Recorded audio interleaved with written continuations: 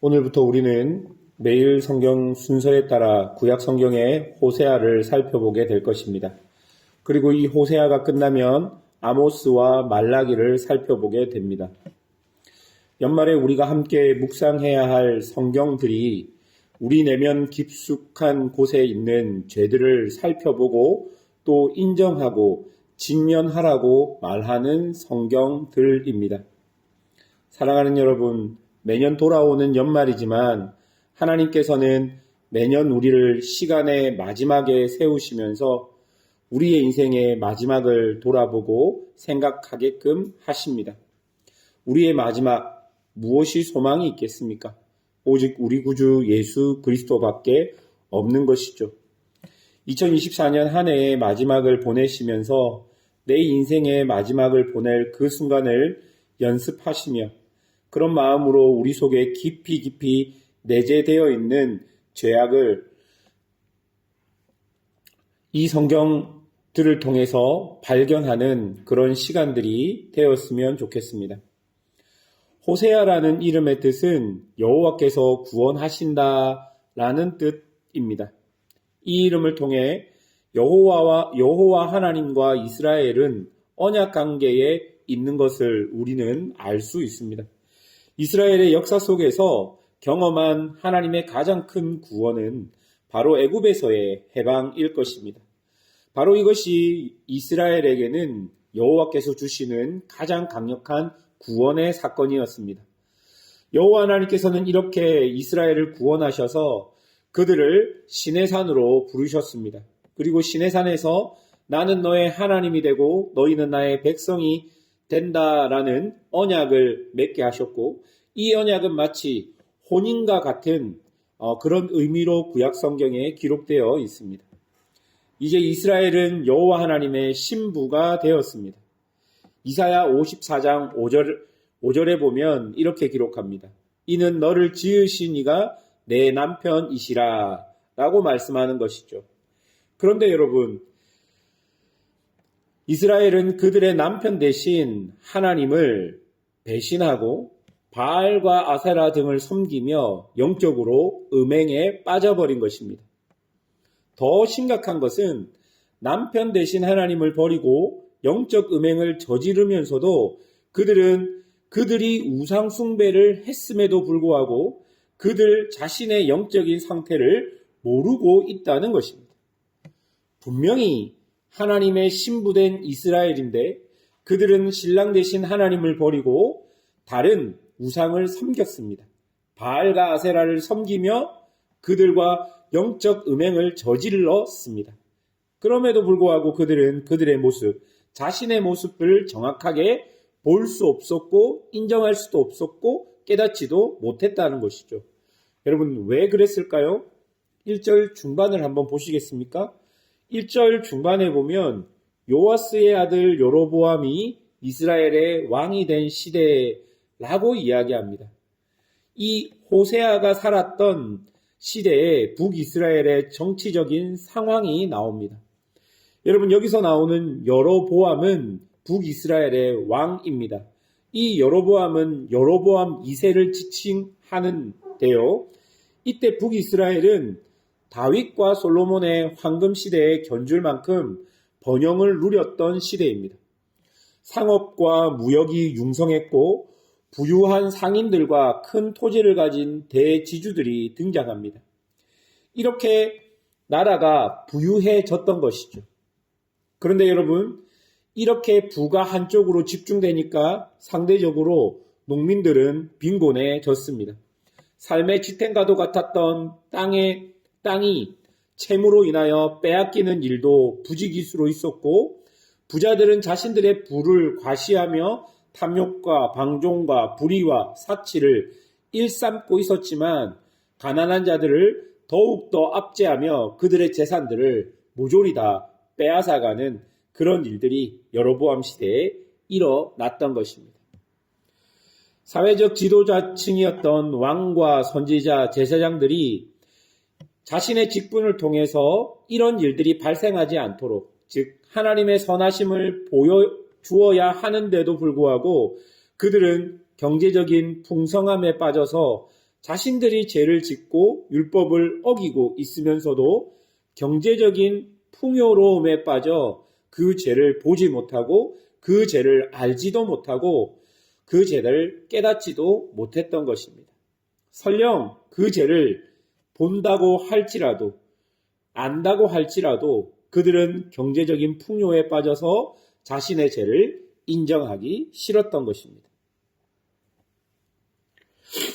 여러분, 우리의 죄를 가리고 있는 것들, 이 시대의 북이스라엘의 죄를 가리고 있는 것들, 남편된 하나님을 배신하고 영적인 음행에 빠졌음에도 불구하고 그런 자신의 모습을 가리고 있었던 것은 경제적 풍요로움이었습니다. 나라의 부강함이었습니다. 그렇게 나라가 부강하다 보니 자신들의 죄는 온데간데 없이 자신들은 하나님의 축복을 받은 민족으로 스스로를 둔갑시키고 있는 것이죠. 여러분, 이런 것들이 얼마나 무서운 줄 모릅니다. 그것들을 지적해야 할 왕과 선지자와 제사장들마저도 그런 경제적인 풍요로움에 빠져서 자신들의 옳은 길을 가지 못하고 하나님이 그들에게 주신 그 길을 가지 못하고 그들조차 눈이 가리워져서 다른 사회 지도자층들에게 합리적인 이유를 제시하며 그렇게 함께 죄를 지었던 것이 북이스라엘의 모습이었던 것입니다. 그래서 하나님은 선지자를 불러서 충격적인 명령을 내리게 됩니다. 2절 중반을 보십시오. 너는 가서 음란한 여자를 맞이하여 음란한 자식을 낳으라. 이 나라가 여호와를 떠나 크게 음란함이니라 하시니. 여러분, 이 2절 중반절이 굉장히 충격적인 명령입니다. 선지자에게 음란한 여자와 결혼하라는 명령. 여러분, 이것이 과연 가능한 명령이겠습니까? 여러분, 오늘 매일 성경의 해석을 보시면요, 고멜을 어떻게 설명하고 있냐면 바알 신전에 소속된 음란한 여인이라고 말합니다. 즉 고멜은 바알 신전의 창기였다라고 이야기하는 것이죠. 여러분, 선지자가 신전 창기를 만나서 결혼한다라는 것입니다. 얼마나 충격적인 명령입니까? 하나님은 왜 이런 어처구니 없는 명령, 왜 이런 명령을 선지자에게 주었을까요? 바로 이런 어처구니 없는 일이 지금 북이스라엘 안에서 일어나고 있는 일이었기 때문입니다. 자신의 모습을 정확하게 보지 못하고 인정하지 못하는 북이스라엘 사람들에게 선지자의 어처구니 없는 결혼을 통해 그들이 그 결혼을 보고 지금 자신의 상태가 그런 모습인 것을 깨닫기를 원했던 하나님의 뜻이 그 안에 있었던 것이죠. 그래서 선지자는 고멜을 데리고 와서 결혼을 합니다. 이렇게 결혼한 호세아가 3명의 자녀를 출산하는데요. 첫째 아이의 이름이 이스르엘입니다. 4절 중반과 5절에 보면 예후 왕조의 심판을 예언하는 것입니다. 둘째 아이가 출산하는데요. 로루하마입니다. 6절에 보면 하나님께서 긍휼히 여기시지 않겠다라고 예언합니다. 셋째는 로암미인데요. 9절에 보면 이제 더 이상 그들은 내 백성이 아니라고 말합니다.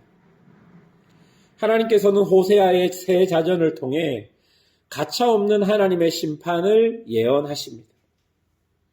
이렇게 충격적인 일들이 북이스라엘에 일어나고 선지자의 자녀를 통해 북이스라엘의 운명이 예언됩니다. 가장 강력한 왕조 중에 하나였던 예후 왕조가 심판을 받고 더 이상 하나님의 언약 안에 있는 그들에게 하나님의 긍휼을 보내지 않겠다라고 말합니다. 그리고 시내산에서 맺은 나는 너희의 하나님이 되고 너희는 나의 백성이 되겠다라는 그 언약이 아무 소용 없을 정도로 하나님께서 강력하고 가차없는 심판을 그들에게 보내시겠다 예언하는 것이죠. 그런데 여러분, 본문이 여기에서 끝나면 그냥 이스라엘은 망한 것입니다. 하나님의 가차없는 심판 때문에 멸망당하고 끝나는 것입니다. 그런데 여러분 10절부터 보십시오. 10절부터 보시면 다시 회복되는 장면도 하나님께서 보여주십니다. 여러분, 무엇을 말하는 것일까요? 하나님은요, 가차없이 우리를 심판하시지만 그 심판의 이유와 목적이 무엇인지를 우리에게 보여주는 것이죠. 그 심판을 통해서 우리가 언제든지 그 죄의 자리에서 돌이켜 하나님께로 나아온다면, 하나님께 용서를 구한다면 하나님은 언제나 회복하시며 다시 우리를 자신의 정결한 아내로, 백성으로 받아주시겠다는 약속을 우리에게 오늘 본문 마지막을 통해서 해주고 있는 것입니다. 아무리 극심한 죄악 가운데 있다 할지라도, 우리가 우리의 죄를 알지 못하는 어두움 가운데 있다 할지라도 하나님께서는 우리가 스스로 그 죄를 헤어나올 수 없는 상황에 있다면 하나님께서는 우리를 심판하셔서라도 하나님의 백성으로 만들어 내시겠다는 하나님의 사랑과 하나님의 의지가 그 안에 있다라는 것이죠. 사랑하는 여러분, 그렇기 때문에 우리의 소망은 오직 우리 구주 예수 그리스도밖에 없는 것입니다. 우리의 소망은 오직 하나님밖에 없는 것입니다. 우리 하나님이 바로 이렇게 우리를 사랑하시는 분인 것이죠. 하나님은 징계하시며 심판하십니다. 그런데 여러분, 그 징계와 심판 역시 하나님의 뜨거운 사랑의 표현일 수 있다는 것을 우리가 꼭 기억해야 할 것입니다. 하나님의 선하심과 그분의 사랑을 의지한다면 우리는 우리 안에 있는 죄의 모습, 거짓의 모습을 이제는 발견하고 그것이 보여지면 그것이 아무리 나에게 달콤한 것들을 주고 나에게 안정감을 준다 할지라도 그 죄와 거짓을 인정하고 하나님께로 돌이켜야지 우리에게 소망과 희망이 있음을 분명히 기억해야 할 것입니다. 하나님은 분명히 우리를 다시 회복하셔서 살아계신 하나님의 아들이라 일컬어 주실 것입니다. 그런 하나님을 의지하며 우리에게 주어진 삶을 살아가는 믿음의 성도들이 되시기를 주님의 이름으로 축원합니다. 기도하겠습니다.